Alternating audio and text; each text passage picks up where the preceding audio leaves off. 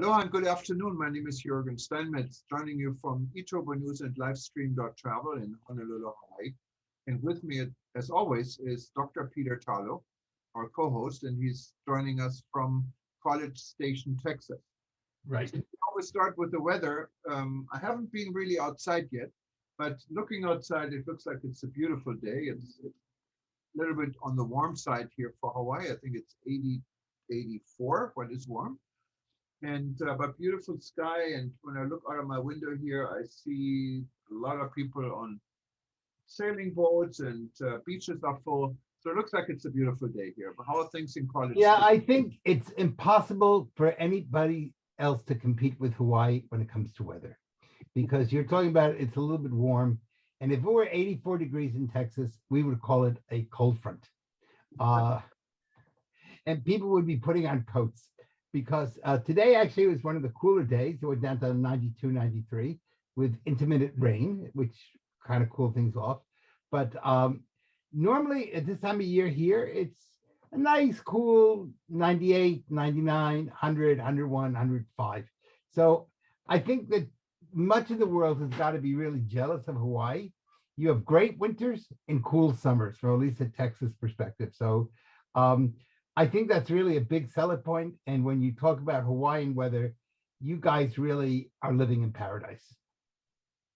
The Well, many people tell us this, but if you live in paradise too long, like I do, paradise becomes the norm. So I guess Yes, that I understand. I understand.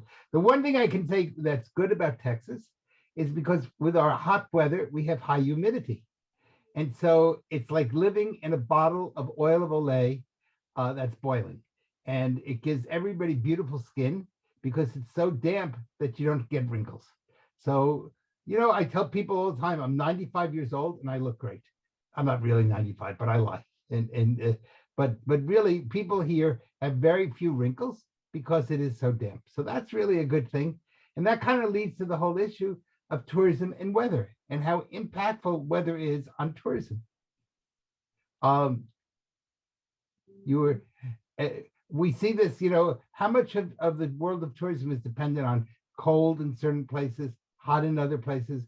The Caribbean would fall apart if it didn't have cold weather in New York or in the Eastern or Canada, because why do people go to the Caribbean? They go to escape the cold weather. And so the Caribbean offers that type of refuge. So I think really weather is a big issue when it comes to tourism.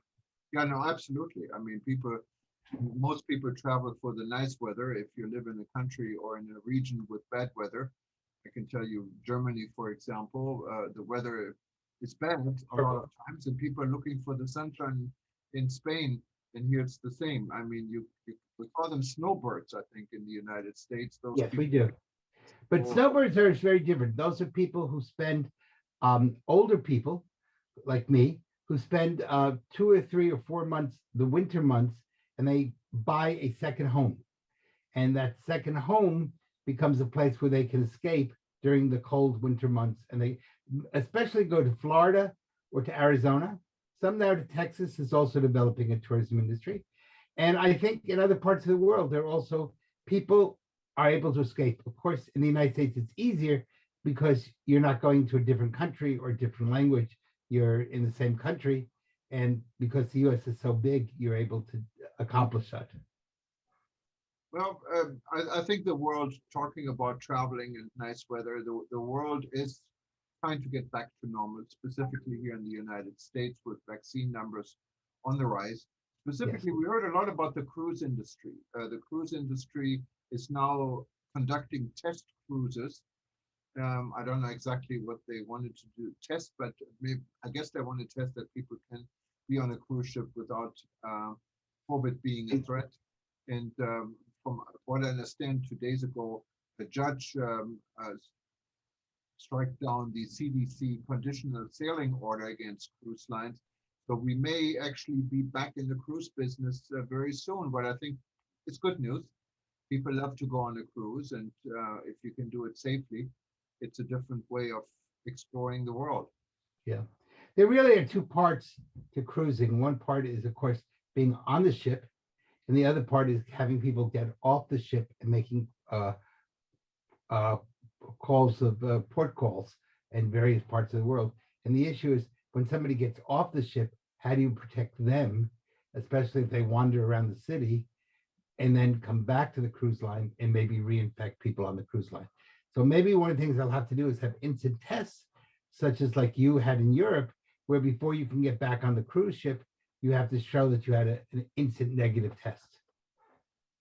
Yeah, and I think this is going to be like this for a while. Traveling will be associated with vaccine and with negative tests. I think this is going to be the new norm when you talk about the new norm.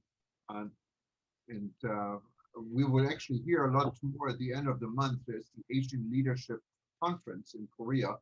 It's not really in Korea, it's on your computer, on your virtual computer. And if you wanted to be part of it, it's usually $1,000 to actually attend this event. It has high caliber celebrities, I think, in the travel and tourism industry talking, and they must be making a lot of money. I don't know, but if you wanted to get some free tickets, you can go actually to worldtourismevents.com, sign up for it, and we'd be happy to give you free access to watch this event and learn what's going on in or what is supposed to go on in the tourism industry in the future. Another event that will be taking place very soon, that they're doing trials for now, are the Olympics in Tokyo.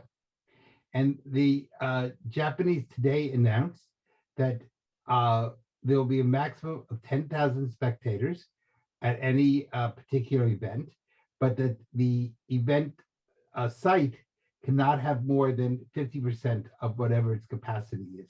So if you're having a event venue that has capacity for 4,000 people, the maximum that could go would be 2,000. There's a top of 10,000, no matter what the site is. The other thing is that you must be a resident of Japan.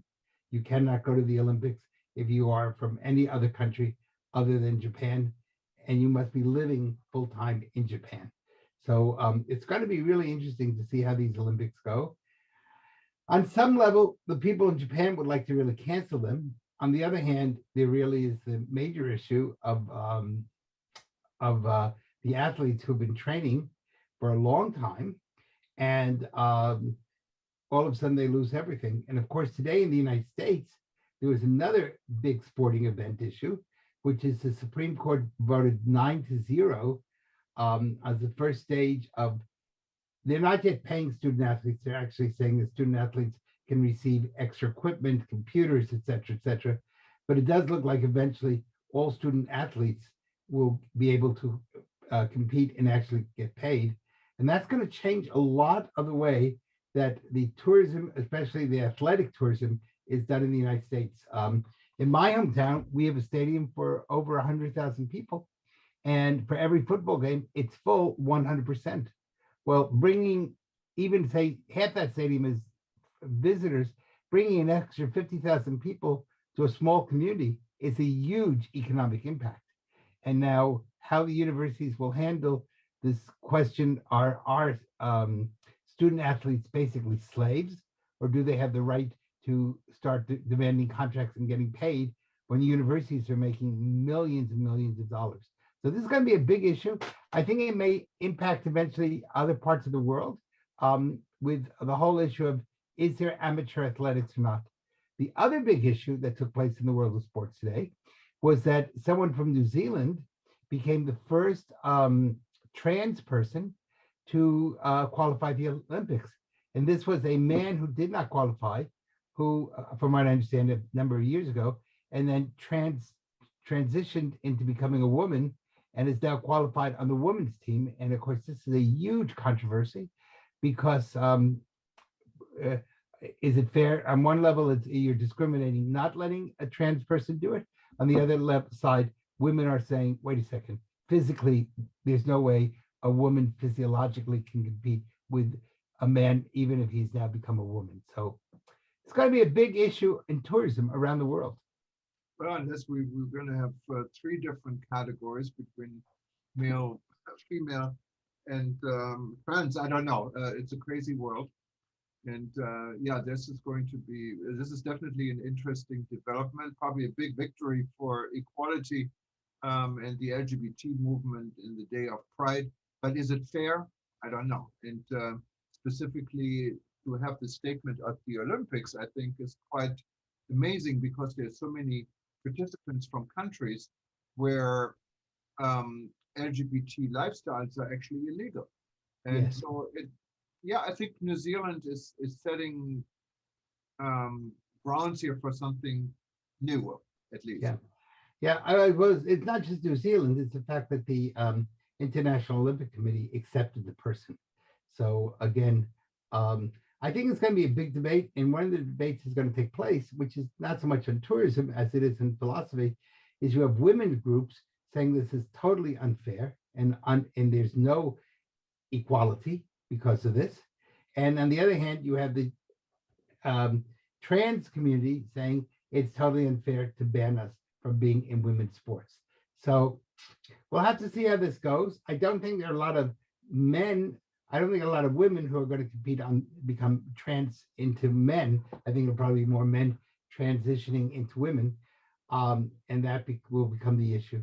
But the whole issue of sports and tourism is a huge issue. Getting ready for soccer games in Qatar, the issues of uh, some of the other places around the world. And I'm working on the Olympics for 2028 in Los Angeles. And these are already becoming big issues that we're talking about. So, and the Olympics, of course, is a major tourism event, no matter how you look at it. Yeah, no, absolutely. And in other news, interesting story, what I didn't know is Queen Elizabeth II. It is gave out 1,206, no, 1,100, honored 1,190 Australians for their role they played in 2020 and 2021, and among them is a gentleman. He is a GM for the Sophie Hotel in Melbourne.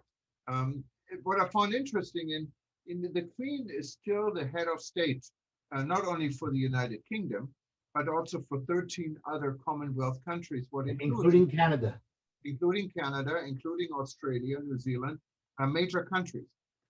So this was big news for the Accor Hotel Group yesterday, a French hotel group, that one of their own and their GM was named by the Queen for at the Queen's birthday honor on the Queen's birthday honor list as a member of the Order of Australia. So I thought that was an interesting story. Yeah. We had a lot of readers that loved it. Yeah, and you know the Queen has two birthdays because she was really born in the winter, but the weather isn't very nice. So when you're Queen, you get to move your birthday to a nicer weather. So this is her official birthday, not her physiological birthday. Well, that's good. So we don't know what sign the Queen is. The two Well, choices. she's signed by choice or signed by birth. That's a whole nother issue that takes place. And of course, some of the countries like Canada really like being part of the Commonwealth, and other countries like Australia have a very, very large group of people who would like to pull out and not become and sever relations with the United Kingdom. So that's a political debate that takes place in each country. No, and well, what else is going on in the news? We're working on a developing story that involves citizenship for sale. Interesting subject. We talked about it a little bit before we got on the air in this broadcast about citizenships actually offered in many countries in the Caribbean, all over the place, in the European Union, in Portugal, and in Malta. And those are usually called golden passports. Golden passports, yes, and it's interesting stories. And so I guess money buys you a lot these days. Yes. If you remember when we were speaking a few months ago to a friend of ours in St. Kitts, he pointed out that a St. Kitts passport needs no visas any place in the world. And therefore people are buying passports from St. Kitts. And that's a whole interesting story. One of the other things in the US, and we won't go into details, but as you probably know, we're having a major crime wave across the country, and that's impacting tourism now. The president's going to be speaking about that on Wednesday night. And this is something that's very serious because if you don't have safety and you don't have security, in the end, you won't have tourism. And the tourism industry has learned that with the issue of biosafety. Um, and we're seeing that in places such as not only around the world with COVID, but of course, right now, places like Brazil are especially struggling. Brazil went over 500,000 people. I think 2 days ago, they hit the 500,000 dead. 500,000 people have died of COVID in Brazil. And that's a very large number, even though it's a very large country. But the bottom line is, without safety and security, tourism will cease to exist. And we saw that in 2020 because of biosecurity. And God willing, we'll be able to get a handle on the lack of safety and security in the United States. Because if not, when tourism does open up, that will be a big drop in the number of people. And and one of the things, of course, that's now is the whole issue, and this is also in Europe, of defunding the police. And can you have safety if you don't have good police? And you even have one candidate in New York saying the police should no longer have firearms. So that will be a really interesting thing to figure out, because good policing, and I always emphasize good policing, what we call TOPS, tourism-oriented policing and protection services, is really one of the essential pillars of good tourism. And so we're going to have some interesting phenomena and things to talk about one way or the other. We don't know how it's going to play out yet, but it's going to impact the world of tourism. And God willing, we don't have a second plague, the plague of crime and terrorism and insecurity, because that would be a terrible plague for the tourism people. Yeah, no, absolutely. Tourism and security is very much involved, and tourists don't want to enjoy a vacation. They don't want to look out for people that might, that mug them, unless you're going someplace. And mugging is actually, in so many of the parts of the world, it's not just mugging, it's also murder. And many places just cannot get their act together. And so I worked in Rio de Janeiro, and you're really afraid to walk on the streets of Copacabana or Ipanema, even in broad daylight, because of the fact that somebody could murder you or rape you. And that's a really scary situation. And so the hotels have suffered tremendously because of that lack of security.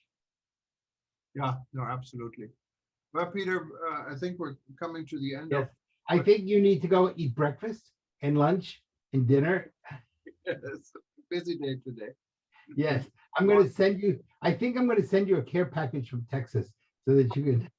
All right, we need that here. All right, have a good afternoon. Enjoy the beautiful weather in Hawaii. Aloha. Bye-bye. Aloha, Peter. Take care. Bye.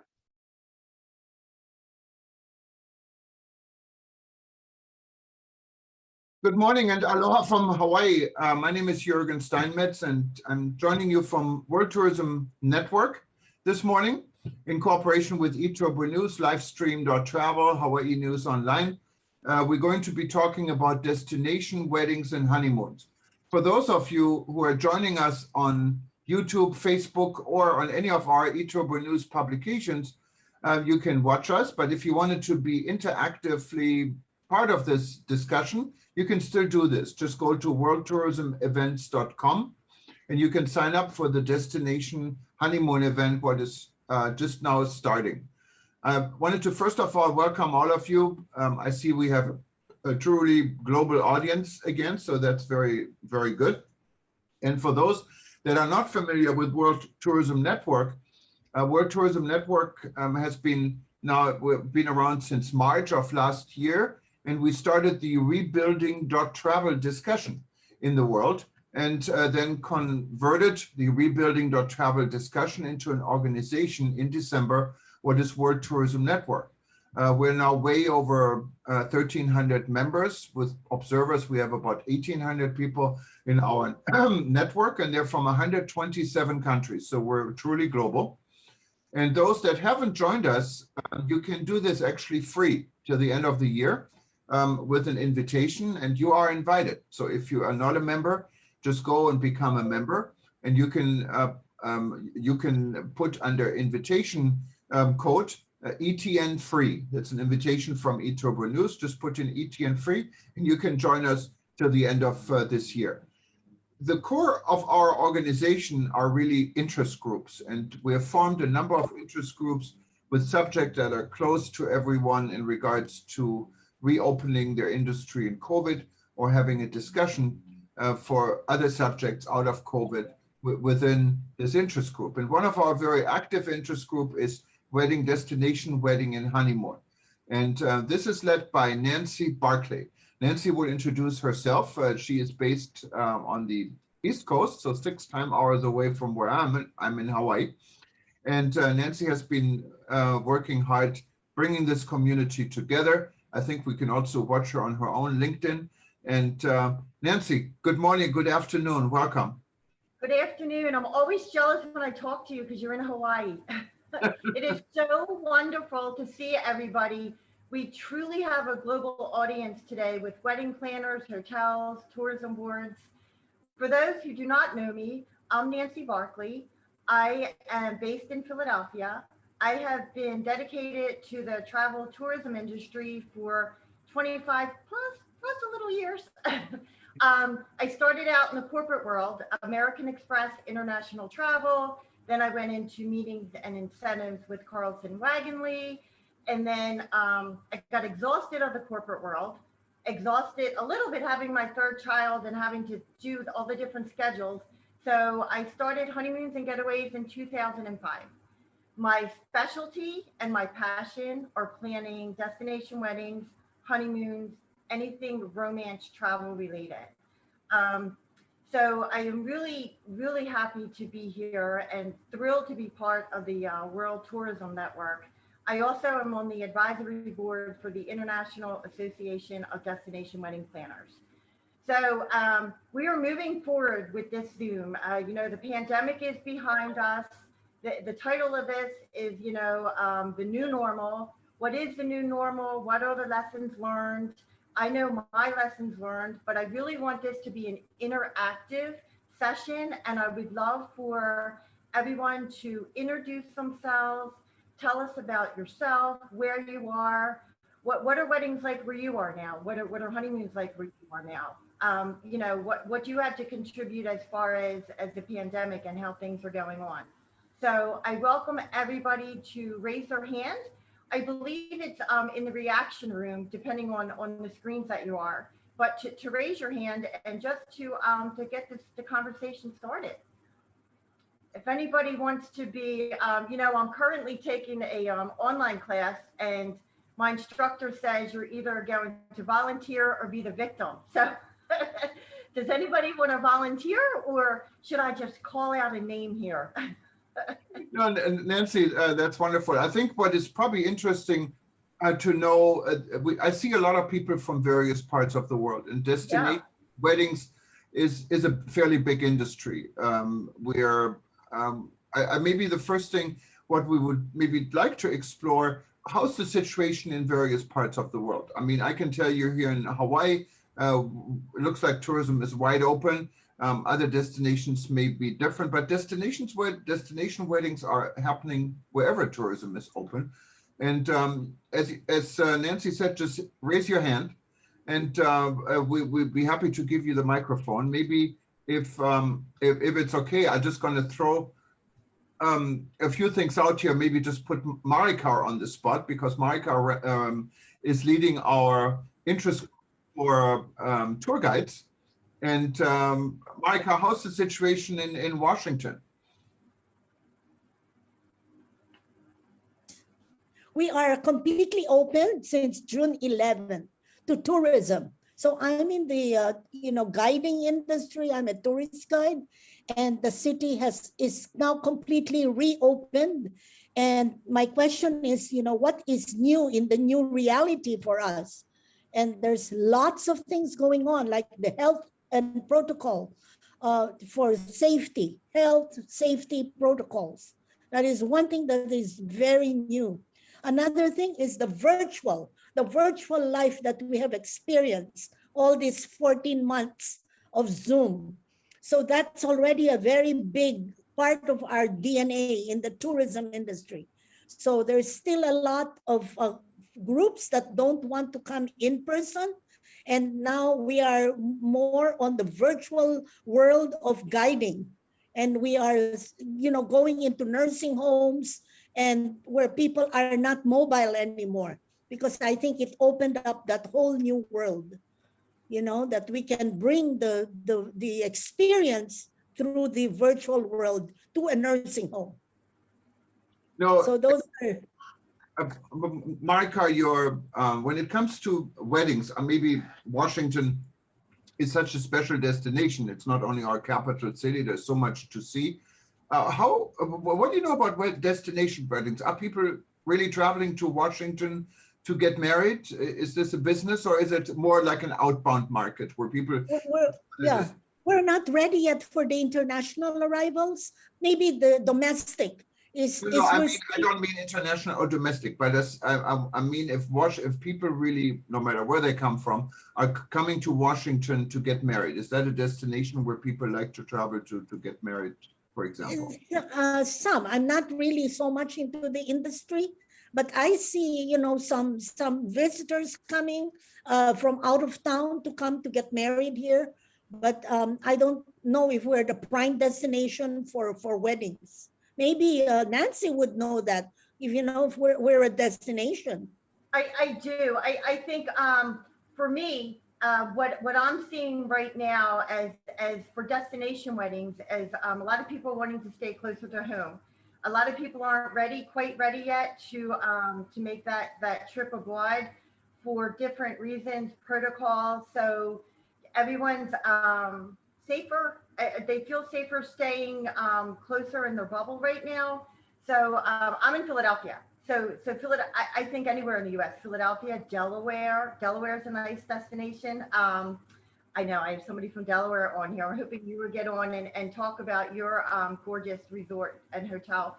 But, California, anywhere in the U.S. right now, I see people staying right now just into, there are some weddings going on in the Caribbean and in Mexico. But for me personally, right now, the requests I'm getting for international are longer out or more towards 2022. Yeah. Now, I see we have a lot of participation also from other parts of the world in the US and outside US. I see our friend from Ghana attending, for example. How's this? How do you see the future and the current situation of destination wedding in where you are? Anyone wanted to say or participate? Please raise your hand. Well, don't be shy here now, but otherwise I'm going to maybe let's go to a participant who always has been with us and is also head of our educational group. I call her Professor Snow White, Snežana. She's in Serbia. How do you see not Serbia or the Balkan region in regards to destination weddings? Good morning, first of all, Snežana. Good evening from Serbia. Balkan region as a whole is very good destination for weddings because all countries, we have in our culture, we have weddings are very important and people like very big weddings. So we have many specialized restaurants for weddings as well, hotels and such things. But nowadays, more and more people have weddings in outside, in the rural areas. Serbia is open for the tourists, for foreign tourists and for domestic tourists. But of course, more of the tourists are domestics, and it is open now for weddings because until 3 months ago, we could have weddings only with 10 people. After that, with 50 people, and now we can have weddings with 500 people altogether in indoor. So weddings are very, very important here, and because of that, I can tell you that many hotels, many restaurants are having special halls for weddings. And No, it's a great market here. Also, Serbian people, as I said before, they like to travel a lot and they like to have weddings outside Serbia. So they like to travel, for example, to have weddings in Greece, on Cyprus, in Spain. As Serbia doesn't have a sea, we like to go for weddings to the countries with the sea, for example. All other countries on the Balkans, Montenegro, for example, Croatia, they have a very good accommodation for the weddings. And they have sea, Adriatic Sea, so they are very well known for the weddings. Northern Macedonia, Bosnia and Herzegovina, they have weddings in the rural areas and the big cities as well. So this is how can I present you a market for the weddings. Also, we have here special agencies for weddings as well, like yours, Nancy. And marketing for the weddings is very big here. And the marketing is now going on all media, on internet, TV, for the weddings as well. So as I told you before, I think that it is very important for Serbian people to have proposals for the weddings destination, because they like to travel a lot. And not only Serbian people, but the people on the Balkans, they like to travel abroad a lot. So COVID is like this, but you can see our countries, and then you can decide if you will have your marketing in our destination for weddings. So I hope it's okay for now. Thank you very much, Snesana. You know, I hear some movement in the chat room, and I know right now it's wedding and destination wedding may not be ongoing at this time, but maybe you can tell us a little bit, how do you celebrate weddings in normal times? How do you do it now? What's the business aspect for it? For instance, I see participation from Juanita Zuzunaga in Colombia, or from Maria Teresa Servin in Paraguay. Would you mind maybe sharing a little bit how things work, for instance, in Colombia or Paraguay, one of you? Hello. Hello. Hi. Okay, who is this? I can get you spotlighted. Okay, how are you all? It's a pleasure to be here. Hi, good evening. How are you? Okay, there is very little to say about Paraguay and tourism at this moment. Everything is like dead for more than 1 year now, and we are just really hoping that by the end of the year, things are going to improve, and we are going to have a strong number of population vaccinated, because that's the main problem. And the other problems that are affecting us very, very much and very badly are that Argentina and Brazil are even worse than what we are. And so frontiers are all closed, and there is the minimum possibility for us to have people from those countries that used to be the greatest market, feeder markets for Paraguay. So it is a very difficult moment for us. Right. And well, we say that hope is the last thing you lose. So. And I like you're optimistic. Tell us a little bit about Paraguay, because I'm sure a lot of people know Paraguay is in South America, but they really don't know much about Paraguay. Well, maybe you tell us where's Paraguay located. Sorry? And you mentioned Paraguay is bordering you said to Argentina, and what is there in Paraguay? I know you have. If the world was at normal stage, why would you travel to Paraguay? Oh, well, Paraguay is a very small country and our gastronomy, a very good one. Our ancestral food, it is still being practiced, so you can eat them. And we call them the interior of the country. And we are most agriculture and cattle raising.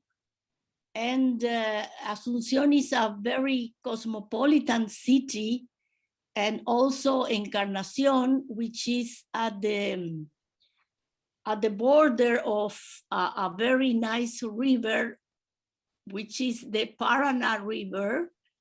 And we also have the Paraguayan River, but we don't have a coast on the sea. And well, anyway, we have a lot of green all around the country, even if in our main city, which is the capital, Asunción, and we have very nice, how do you say that, artesanía? Our people work very nicely with throwing threads of cotton and making pottery too. We have a lot of experiences to live. Asunción has a lot of restaurants, many beautiful hotels, 5 stars, 4 stars. We are a developing country, of course, but we have a lot of universities. They are public and private, and our young people is, well, in the future, you know. I'm sorry. We have a cold weather for the last 2 weeks here, and we feel it because we are a very summertime country. No, and I've been to Asunción before many years ago, and it's a beautiful place. And talking about food, maybe I know we have Juanita from Colombia, and we have Sahir also raising hand. But before I let you go, weddings, of course, is all about celebration. So how are weddings celebrated in Paraguay? What type of food is there? What do people do? I understand. Oh, big parties. They used to be very, very big parties. And of course, it is international food always, but we have one meal, which is the sopa paraguaya, that it is not a soup. It is not a soup. It is like a cake made of corn and cheese. Wow. And I know the food is, you cannot really beat the food in South America altogether. And so, Yes, so people, yeah. when you, a wedding, is it like a, how long is a wedding celebration? Is it all night, all day, or what? Well, it can start at about, before in summertime, we started them at night, perhaps at 8 at the church, if you are a Catholic one, and afterwards is the party. And the party, it lasts until 5 or 6 in the morning. Now, yes, now due to the COVID, they are starting earlier, perhaps around, and because it is winter too, around 3 in the afternoon, and with all the protocols, they can go until 11 or 12 at night. Wow, sounds like a Nancy. Have you had destination weddings in South America and Paraguay before? No, Argentina, but no, not Paraguay. No, that sounds amazing. Thank you for sharing all of that. Yes. I was just trying to, and I'm sorry, some people are having can't find the raise hand button. And is it possible? I'm trying to bring Sophie up. She had a question. Sophie, Yeah, we have two people there raised hand. Okay. Maybe we can go to Juanita because she's in Colombia, but it's kind of a Paraguay, and then we get to Sophie and then to Sahil, if that's okay. Okay. And if you wanted to raise your hand, simply what you can do is if you click on reaction on the bottom part of your screen, you see a tab reaction, and you see this yellow hand, raise hand. Just click on it, like Juanita is doing from Colombia. Welcome, Juanita. And thank you very much. Hi. This update from Colombia, from Paraguay, by the way. This was really helpful. Yes, thank you. Thank you. Thank you. Thank you. Go ahead, Juanita. Welcome. You're from Well, Colombia. hi everyone. I'm from Colombia, right? And we have my husband and I. We have a wedding company specialized in LGBTQ plus couples. We Okay. have offices in Colombia and Guatemala. That's our niche, our target, the sexually diverse community. Right now in Colombia, we're open for business again. COVID and everything was, as for everyone, I'm sure, challenging, but something that really represents our people is that we have the spirit to raise again, more happy and with more stronger possibilities, and we're selling Colombia again. So everyone's welcome to Colombia. What we can say about what's going on right now, we are open for business. We're working again. It depends on the city that you're working from. Right now I'm in Bogota, which is the capital of Colombia. But on Saturday, I have a wedding from clients from New York in Cartagena, which is the coast of the country.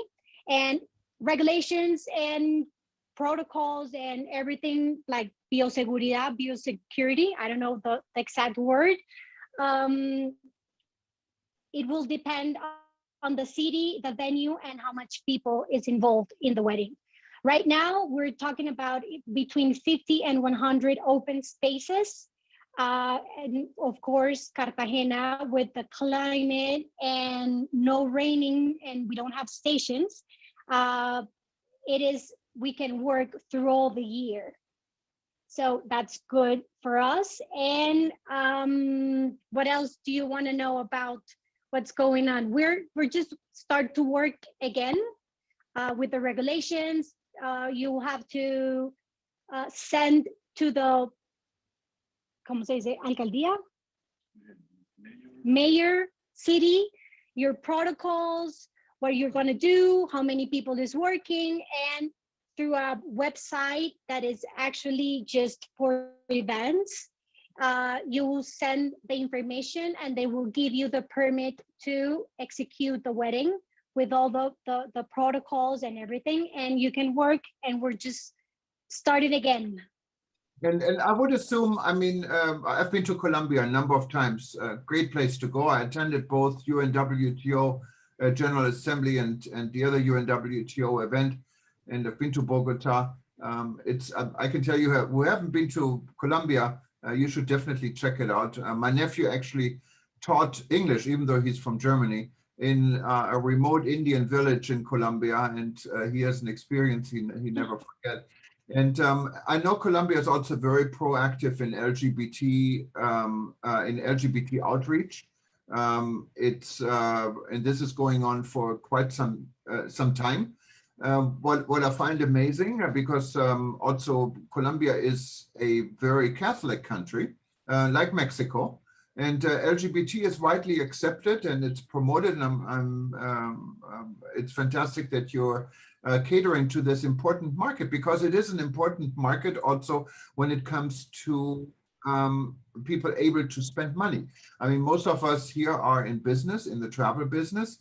And maybe you can tell us a little bit. I mean, you said you had an upcoming wedding coming up from a couple from New York. How would this go forward? Maybe you can share a little bit how many people are attending, and And how do you prepare for this? And what is after the wedding? Is there a honeymoon, or how does it work? Well, with Destinations Weddings in Colombia, we actually plan at least 3 days of activities: the day before, the day of the wedding, and then the after wedding, which is like a beach or boat or some activity outside just to chill and have fun. For example, for the next wedding that we have, there's 70 people invited, all from, well, perhaps 80% from the States, and the other 20 might be from Colombia, but different cities around Colombia. What we are doing right now as a country is targeting those places that have been very proactive with the vaccination.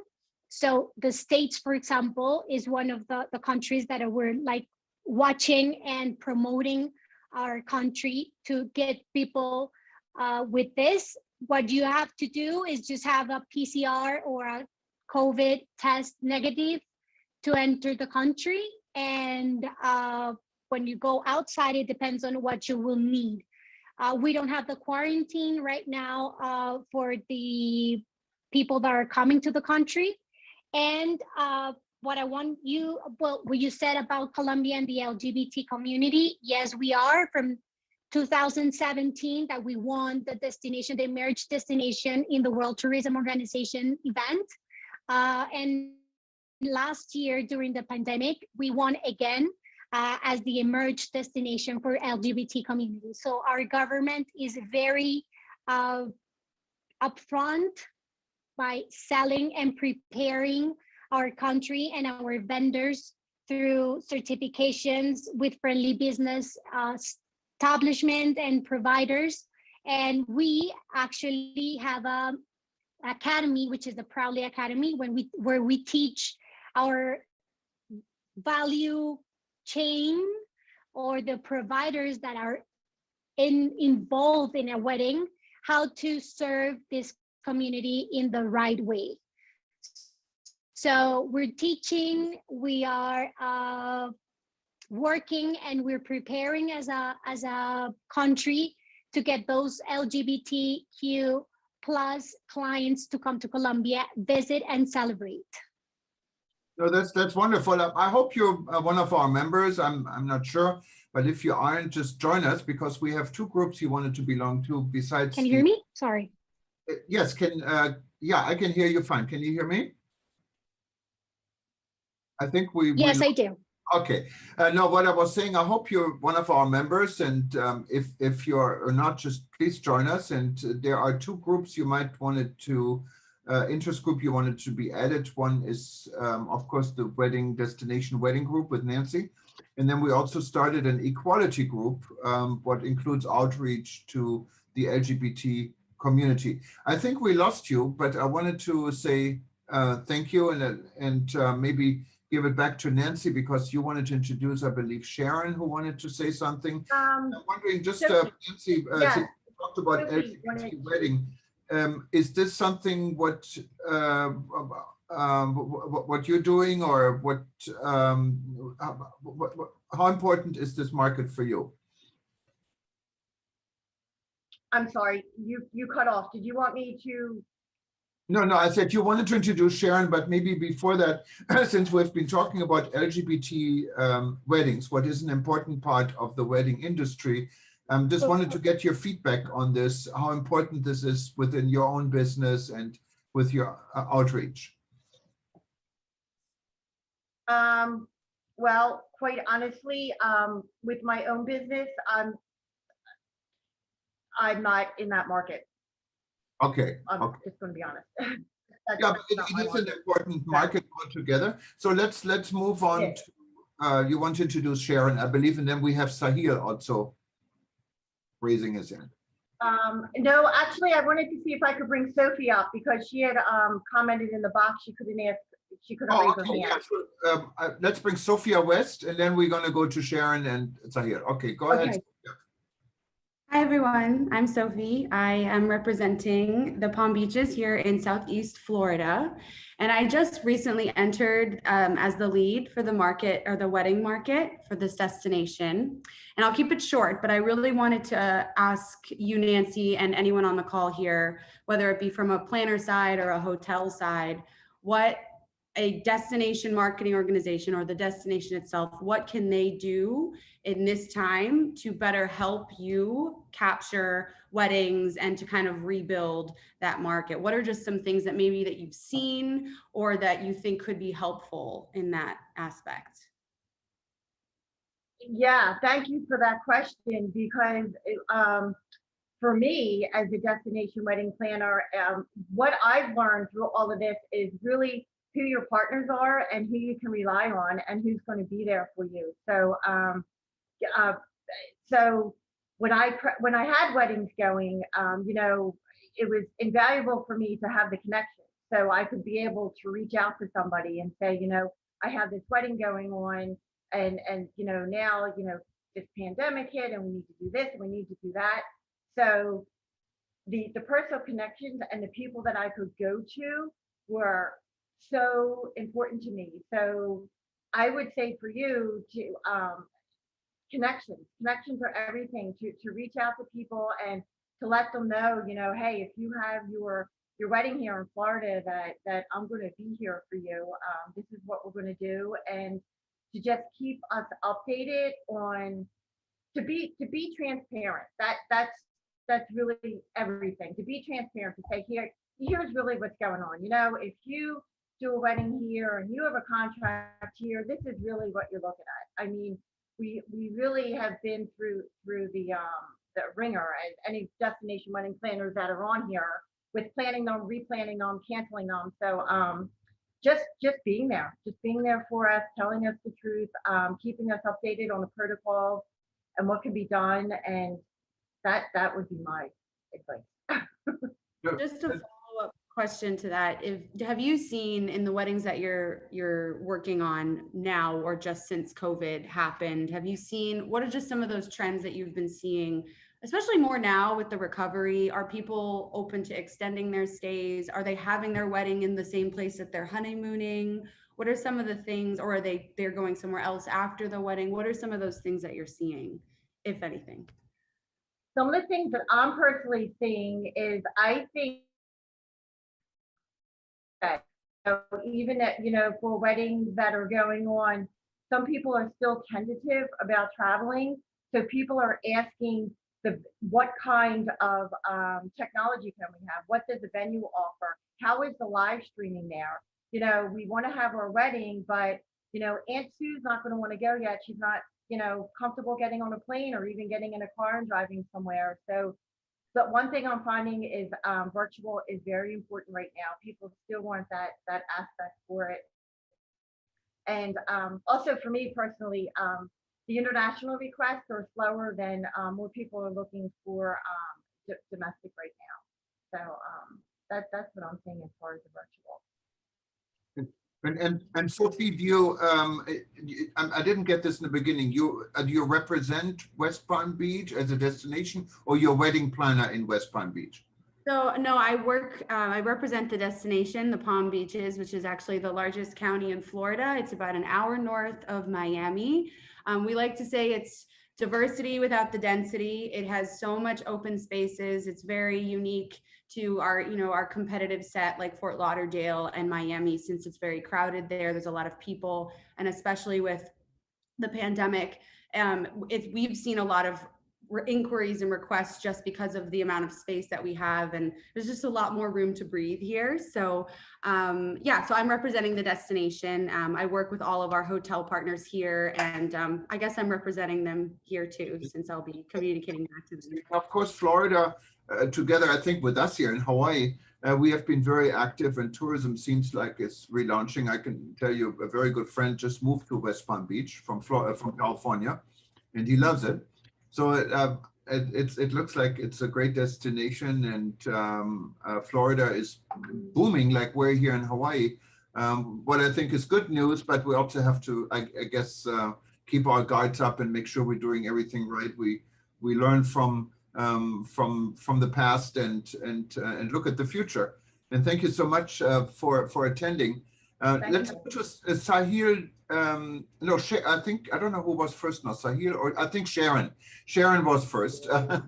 Sharon, give us, tell us who you are, where you're calling from, and you raised your hand. And thank you, Sophie, again. Hi, good afternoon, good morning, good evening, wherever you are in the world. I'm Sharon Campbell-Little, and today I represent my company, which is Wedding Optimizer, which is a wedding booking software provided to hotels, destinations, venues, and wedding planners. I want to follow up actually on what Sophie was asking about, how destinations, resorts, hotels, and venues can help us in rebuilding destination weddings. I personally have arranged more than 5,000 destination weddings in the last 10 years. Wow. And, I hope to continue to grow that in the future years, as I'm sure many of you do. And one of the things that I feel in travel is that technology is absolutely developing every single day, and the technology is getting better and better. However, when it comes to weddings in destination, we haven't seen so much growth in technology, and that's one of the challenges that we face when dealing with destinations across the world, or even domestically within our own country. And so I'm interested to learn, what is everybody using for their destination weddings, for their couples, or with their supplier partners, destinations, venues? What are you using to stay in front of your clients and also to keep up with them? Because we all know that couples are doing 90% of their research and planning from a smartphone these days. And if you're not mobile savvy, or you're not using mobile for your business, how do you plan to keep up with those couples? And also, I don't know if you guys know this, but the peak planning hours for wedding couples is between the hours of 10 p.m. and 2 a.m. every day, when your offices are closed and we're all tucked up in bed. So what are you doing to try and capture that business and stay up with technology? I'm Sharon, I'm from Wedding Optimizer, and I'd love to hear your views. Well, where are you located, Sharon? Are you in the US or? I am in the US. I'm in California, West Coast. Can you not tell by my accent? But I'm originally from Edinburgh, I'm a German Scotland. living in Hawaii. What do I know about accents? I've been here in California for 11 years now, originally born and raised in Edinburgh, Scotland. Wow. Okay. Let me ask you your software. What's your software doing? Is it connecting with the right resources, or what is your app facilitating between 10 in the evening and 2 in the morning? So yeah, I mean, our technology it's almost, the best way I can describe it to you is it's a booking engine, as if you were going to book a room, but it's for weddings. It's for hotels, it's for wedding planners and their services. So basically couples can find you 24/7. They can see what services you offer, your locations that you offer. They can book a full-on wedding package. They can upload legal documents. From the front end, that's from a consumer's perspective. From the back end, as business owners, we use the exact same software and system. We can communicate 24/7, and there's no more waiting 5 to 7 days to see if this date and time is available with my venue. The venues that we partner with, the wedding planners that we partner with can show live availability, or they can hold a date and time until conversations and experiences are shared. Wonderful. I hope you join our group, and so we can learn more on what you're doing and how technology can add to a better experience when planning a wedding. We have Sahil, and Sahil, from what I understand, is joining us from India. And of course, I can tell you, Indian weddings are probably one of the most lucrative. It's one of the most lucrative business. I can tell you here in Hawaii, a hotel GM told me before the COVID a few years ago. Yeah, we're doing a number of Indian weddings, but please don't tell anyone because we make so much money on it. But Indian really spent, I've been to an Indian wedding in Delhi, Sahir, and my friend is just a regular travel agent. And I thought, oh my God, he must have won the lottery. But tell us a little bit more about you and what you guys do in India. Yeah, first I would like to introduce myself. I'm Sahil. I'm based in New Delhi, India, and I am from Focus Events and Entertainment. This is my firm, and we guys are into wedding planning as well as corporate events. And right now in India, the scenario is we are not having that type of weddings as you just mentioned. Like we do have that, and wedding is like a festival here, like it's for like 3 to 4 days, an ongoing festival. People don't sleep, people don't, they just have, yeah, sorry, they have their meals, they don't sleep, like they just enjoy. And about destination weddings, I haven't done any of the weddings internationally, but I have done a couple of weddings in likewise in Udaipur. You must have heard about the area that have a big palaces and a good 5-star 7-star properties. And there are like plenty of areas where people love to gather. We have the sea area in Goa, Pondicherry, Kerala, and mountains in the north. And this is all about wedding. Right now in India, we are only like taking 20 members from each groom and bride side. And so it's the business over here is not very well, and it's like hard to survive right now for a wedding planner or something like that. And we are looking forward for a good destination wedding also. Like we have many of the things over here, like people come and enjoy the culture, the food, and this is all about the Indian wedding. And I'm just very glad to be the part of your like meeting. It's already 11:30 a.m. over here, and I was just waiting for the meeting, and it was really good. And I would love to work with you guys if any of the project comes like in India, and I'm always there for something whatever happens. Yeah, and then please join us if you haven't already. You can join this interest group, and of course, once you're a member of WTN, what is free right now? I just use the code ETN free when you sign up, and it's free till the end of the year. So, and I agree with you. Indian is not only a great inbound market for wedding; it's a great outbound market for wedding. I think it's the inbound and outbound market wedding destination. And of course, COVID is definitely a challenge in India. And but things are due to become better. There is I think a silver lining at the end of the tunnel. How do you see this, Nancy? How Indian weddings? I love Indian weddings. You have to when you do destination weddings, you really need to specialize it in certain things. And if you are going to do an Indian wedding, you really need to know what you're doing, especially to understand the culture, which is beautiful. I arranged a very large destination Indian wedding in Costa Rica. And what I learned is if you're invited to an Indian wedding, you attend, no matter where you are or where you're located, because people flew in from around the world, and it is a 3-day party. But it's also it is a party, but it's a beautiful party, and I love everything about it. As far as everything, the ceremonies and the paintings and you really just need to really understand the culture and also have a lot of people on hand.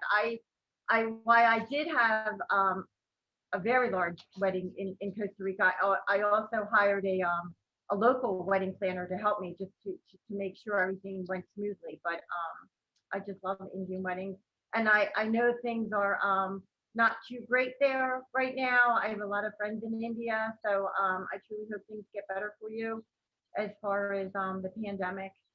And It's nice to see your face and join World Tourism Network, and then we can keep seeing each other because the networking is invaluable. Sure, that would be a pleasure. Like, working with you guys, and if you require anything over here, I'm always there for you.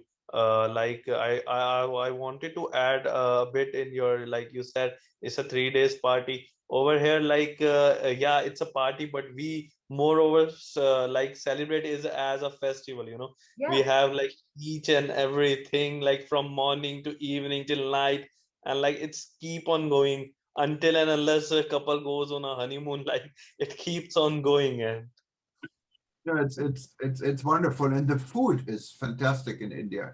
So we have variety from north, east, west, south. We have varieties. Like it's more than around like more than hundred and thousands of dishes. Each and every states like we have. Okay, well, thank you so much, Sahib, for being part of our group today. And I hope you join us. You stay active. We can hear more. Maybe we can have a session on India and Indian weddings soon. I think our members and our audience also would enjoy this. There is Elaine. Elaine has been patiently waiting. Tell us where you're from, Elaine. You've been raising your hand. Oh, good afternoon. My name is Elaine Lease, and I'm the new business development manager at the historic Hotel DuPont in Wilmington, Delaware. Now, Wilmington, Delaware is located 28 miles from Center City, Philadelphia. We're also 2 hours from New York City, 2 hours from Washington, D.C., 1 hour from Baltimore, only 20 minutes from the Philadelphia International Airport, and there's an Amtrak station, so we're only 8 blocks from the Amtrak station. So Hotel DuPont is very, very easy to get to. We are a historic hotel that I did mention. We opened in 1913. We opened as part of the DuPont Chemical Company. The Pierre DuPont, who had his offices in the DuPont building at that time, decided he wanted an upscale location to entertain clients with. So he built his own hotel inside of his own office building. So we've been here since 1913. We are a AAA 4 Diamond Hotel. We are a member of Historic Hotels and Historic Hotels Worldwide, Historic Hotels of America, and Preferred Hotels and Resorts. Also, we were nominated as one of the best hotels in the world by Travel and Leisure, and one of the best hotels in the United States by U.S. News and World Report. So I want to tell you a little bit, that's a little bit about our hotel. As you can see in the background, that is our historic gold ballroom, also built in the early 1900s. And that is the premier wedding choice when you do come to the Hotel DuPont. Although we have another beautiful French Renaissance room called the Du Barry room, a little bit smaller, that is on the upstairs level. This is on the lower level. This room can seat comfortably about 300 to 350 at the Hotel DuPont. Now, in Delaware, we are so happy to announce that on July 13th, the governor is lifting the state of emergency. So things are getting better in regards to the pandemic. Now, throughout the pandemic, the Hotel DuPont, we had a lot of weddings that were canceled, of course, weddings that were postponed, but we were able to host a lot of smaller weddings too. But now with the restrictions being lifted, we are back up to 100% occupancy. So wow. Again, comfortably 300 to 350, depending what else you have in the room. Also wanted to mention about Wilmington, Delaware. It's always been overshadowed because it's a nice city, but it's a little smaller city close to Philadelphia, which is a lot larger. But what we're seeing now is that our current president of the United States, President Joseph Biden, lives in Wilmington when he's not in Washington, D.C. So President Biden has been talking a lot about Wilmington and talking about his favorite places to go. And one of his favorite places to go is the Hotel DuPont. So we're really excited to see that great spotlight being shined on Wilmington at this time. So you might have a presidential wedding. It's a possibility. President Biden, he has hosted many, many events at the Hotel DuPont from the time that he was running for vice president, running for president, and then when he was a senator, when he was a vice president, when he wanted to do a press conference, the Hotel DuPont was the place to go. So we're really excited to have him talk about that. And in fact, it's been said that he refers to it as his hotel. It's not actually his hotel, but he likes to refer to it as his hotel since he spent so much time there. And you said your hotel is at times 100% occupied. But No, it is. I'm sorry. We are allowed to have 100% occupancy because the restrictions have been lifted. okay, and this also In the counts past, for the we were meeting. limited to how many people due to physical distancing and how much was allowed in each room. Okay, but what about your wedding and events? Are there? I assume there's still restrictions in regards to the numbers and the and the setup for weddings and events like this, right? Well, the restrictions have been listed, so that's why I said we're allowed to have 100% occupancy in our function space and in our event rooms. Well, that's great news for the meeting industry altogether, not only for the wedding industry, I think. It is, and in fact, Nancy and I had a very nice conversation yesterday. And in fact, thank you for inviting me, Nancy. What we've been talking about is that at the Hotel DuPont, we're seeing a really huge resurgence in social business. Certainly a lot of weddings are coming back, galas, family reunions. Families are feeling comfortable to gather together and be together again and to be able to be together face to face. Corporate association business is slowly coming back because companies and organizations still have restrictions on what their staff, what their members can do. So that is coming back slowly, but because the restrictions have been lifted, families are so excited and we are seeing the large weddings coming back. Oh, that's good news, and thank you so much for contributing this today. Hopefully your hotel will join us. I talked to some of your other member hotels from your chain in Dubai recently at the Arabian Travel Market, because it's a global, I guess it's a global group or two global groups you're part of. Tell us again a little bit about the groups your hotel is part of. We're part of the PM Hotel Group, which it's a managing company that has over 50 hotels actually in the United States. Okay, but you mentioned something historic hotels. Oh, I'm sorry. Historic hotels worldwide, Historic Hotels of America, and Preferred Hotels and Resorts. And those are organizations that support unique hotels and historic hotels. Right. And that's a global group, correct? That is correct, especially historic hotels worldwide. Yes. And do you have a question for Nancy before I finish? Go ahead. So Nancy, we talked about destination weddings and we talked about maybe some domestic destination weddings. What do you see that guests of destination weddings are interested in, the type of attractions or activities when the wedding is held in a city, down in a center city, not in a resort where you might have all of the amenities on property? What types of events and activities do the attendees like to do in cities? You know, we did have this conversation yesterday, and I was saying how now that people are going domestically just for well, it could be for the foreseeable future, but they still want the 3-day event. They still want to, so even if they're driving to Delaware, flying into Delaware, to still have the activities, to still, to go in on the Friday and to have an event Friday night, still, like, picture yourself at a destination wedding. You might not have a beach, but people are looking at pool parties, or spa parties are always still for the girls, and the bachelor, to do something for the gentleman, be it golf or something, and then the actual wedding usually on Saturday is the popular time, but then on Sunday they still have something too, to not just have a wedding on a Saturday and to leave, to still make it a 3-day event, to still have something, activities on Friday, activities on Saturday and on Sunday, and just, whatever your theme is. I mean, themes are still really big. So if somebody's going to have a themed wedding, to take that theme, and that's where a good wedding planner comes in. So if somebody were to say to me, I would like to have a wedding at, your hotel in Delaware, and I'm, what's your theme? Obviously you're a more elegant theme. So, you would go with that, with what they would do at the restaurants on Friday night and on Saturday. I'm sure you have a wonderful spa. I can only imagine how wonderful your spa is. And golfing, is there golfing near there? That's probably a good question. There are public golf courses within a few miles, so that's something that we could certainly arrange. So Yeah. do you see that, do you see it's more about golf and spa, or do you see more that the attendees are looking for something unique to the area that they're coming to? I think it's up to each bride and groom. I think they all have their own style and they all have their own personality. And that's really what is important, is to get to know your bride and groom and exactly what they're looking for.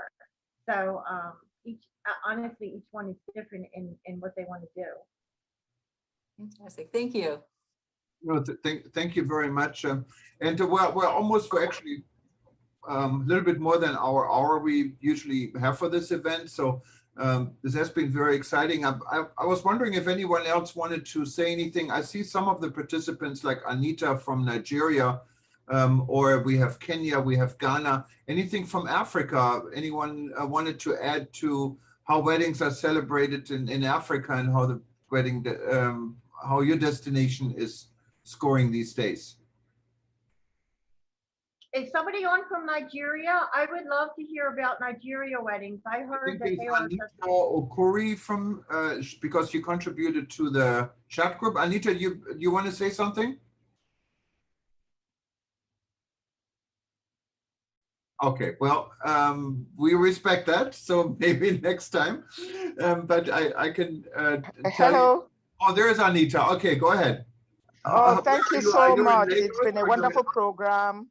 And it's really good to participate from Nigeria, but I'm only observing for now. This is my third event from WTN that I'm attending. I'm an ambassador from the African Tourism Board, and I just really love what you do globally.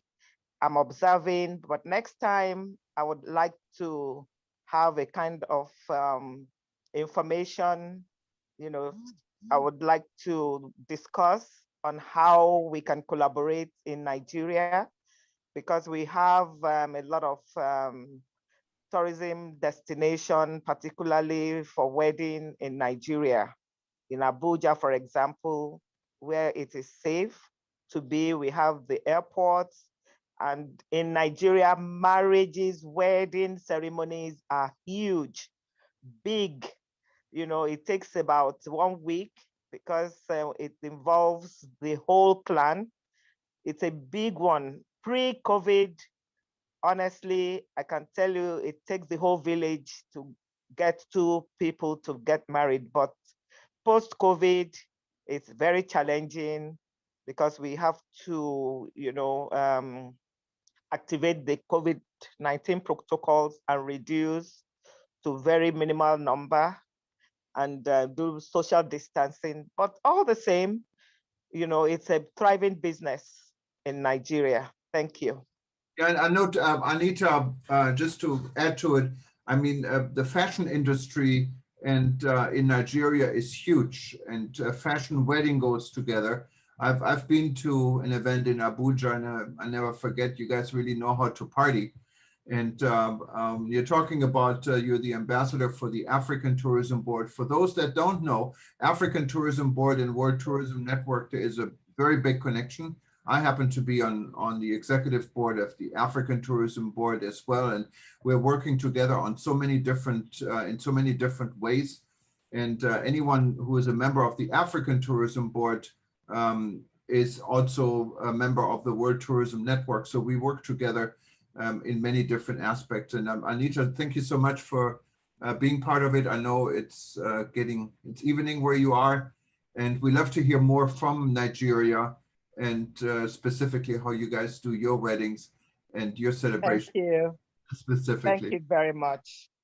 No, I don't see anyone else raising hands, so I wanted to give the microphone back to Nancy to see if there's any final thoughts or if you wanted to bring anyone else in, and if not, we can probably move on. Go ahead, Nancy. Thank you so much. No, I just wanted to thank everybody for coming on. This really was truly a global event. Weddings are here to stay. People are going to continue to getting married. There are, changes in all different directions. For me, I'm going to bring it back to Elaine, the question you had asked, like, what are you seeing? I just have to say that's where a wedding planner comes in, because each couple is different and each has their own style and their vision. I always tell the couples to stay true to the style and vision. I'm seeing a lot more of personalization and customization, and also virtual still being a component of it. But the whole reason for this was to, I'm a big advocate about learning about other people's cultures, especially because I do so many destination weddings, and to just to come together here and to share information and to share ideas. And I will be following up with an email. So if anybody has any other further questions, or maybe you were too shy to come on and ask a question, or I see things that are on the side of the chat and I'm not ignoring it, but I don't want to answer questions on the chat because I'm looking and trying to stay focused. So, everyone has my email address. You can follow up with questions.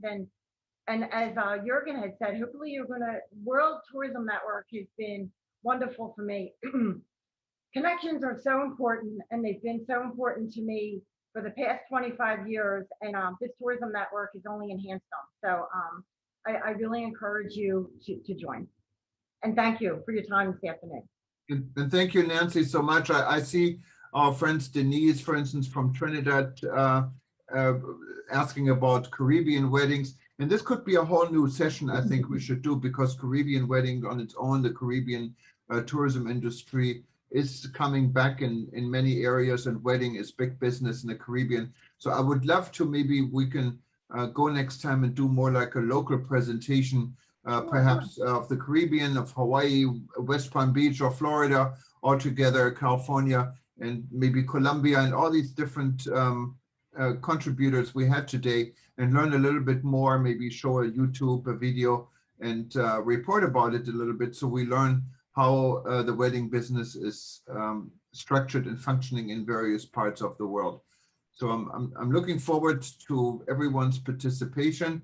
And besides wedding, of course, we have many other interest groups you can join at World Tourism Network.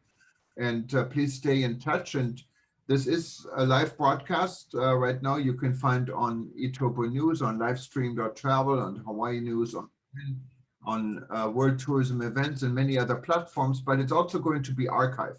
So if you go to WTN.travel a few hours after this event, click on past events, and you will be forwarded to livestream.travel, and you can watch us either on YouTube or Vimeo, or many of these platforms we link to. So you can always go back to this session, see who spoke, and we're also going to repeat it on eTurboNews over the next 24 and 48 hours. But I wanted to thank everyone for being part, and specifically Nancy for putting this together. I know she worked very hard on it, and fantastic, Nancy, what you're doing. Thank you so much. There's so much she's also doing in the background to keep this group growing. And for those that are part here or are watching us on our other channels, if you're not yet part of the World Tourism Network, just go to WTN.travel and put in ETN free as an invite code. And that means there will be no membership fees between now and the end of the year. I also wanted to remind everyone, if you go to worldtourismevents.com, you find future events. Our next event is on June 30th and July 1st. We partnered with the Asian Leadership Summit. Well, it's not only tourism, it's also economy, and it's a lot more. In the past, we had speakers, including President Obama and others. So you find some high-level discussions within the tourism industry. We partner with Amfort. Amfort is one of our members, and we are a member of Amfort. They're putting the tourism session together, and you would find people like the advisor of the Minister of Tourism from Saudi Arabia, who was the CEO of the World Travel and Tourism Council, Gloria, speaking. But you also find WTTC. You find Madam Do from Korea, and it's actually hosted by the government of Korea. So we're looking forward. We're going to live stream this on June 30th and July 1st, and then also archive this. This is going to be our next event. you can sign up. This is a little bit different, the upcoming Asian Leadership Forum. Actually, it costs a little bit more than $1,000 to participate, but we give it away for free for WTN members. But in order to get a free access code, you need to register, and it's on worldtourismevents.com. Just register, and we would actually email you a free access code, what allows to attend this event without spending, I think it's $1,080 if you convert it from Korean currency. What is free for WTN members, it's also free for African Tourism Board members. Again, I can say from Hawaii, aloha, and hope you guys stay healthy. And we talk to you again very soon. And again, very special thank you for Nancy, to Nancy for putting all of this together. Thank you. Thank you for everyone for joining. Thank you. Okay, bye-bye. Bye. Thank you all. Bye-bye. Bye-bye.